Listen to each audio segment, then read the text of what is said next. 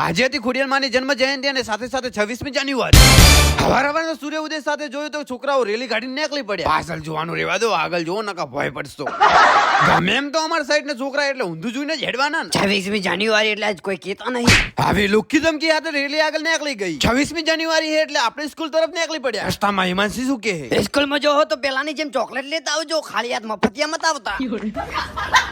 હવે તો દુકાનમાંથી પણ લાવવું પડશે કારણ કે મફતિયા કીધું પોતું. મારા ગામની શેરી એટલે ગાયોનું માજન. સાયકલ ની છોકરા આવતા હતા એટલે હાયલો કરવાનું કીધું તો કરી નાખ્યું. આપણે પણ નાનપણમાં આજ રમત રમી હતી, એનું નામ હતું ગચડ પચડ. રસ્તામાં રમતા ગચડ પચડ ને જોતા જોતા આપણે આવી ગયા સ્કૂલમાં. ઝંડા આપડા પેલા ચાલુ થઈ ગયા હતા. ઝંડા તો ટાઈમ થી થયા હતા પણ મોજ મોડો આવ્યો. ઝંડાના બધા પ્રોગ્રામ પટાવીને આપણે નીકળી ગયા બહાર. જો મળી જાય ફરતી રિક્ષા કે બાઈક કે એક્ટિવા તો જવાનું હે બજારે. રસ્તામાં આપણને મળી જાય આપણો ભાઈબંધ મનસુખ કે જય શ્રી કૃષ્ણ. આપણે હોમી નજર પડી એટલે આપણને 2 લાઈક કરતા છોકરા જોવા મળી ગયા. નજીક આવ્યા ને મને કેવા લાગ્યા. વિડિયામાં કોઈ લખન હોય એવું કોક બનાય ને.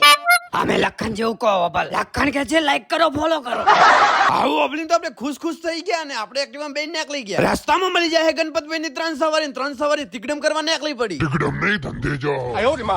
આજે ખોડિયારમાં નો બર્થડે હતો એટલે બગીચા બાજુ ગયો તે ખોડિયારમાં નું મંદિર તો પબ્લિક તો જુઓ. ભરપૂર પબ્લિક માં આપણે વિડીયો બનાવી નાખ્યો. મારા વિડીયો ને જોતા હોય તો છેલ્લે ખબર હે ને શું કહું. લાઈક કરવાનું મત ભૂલો.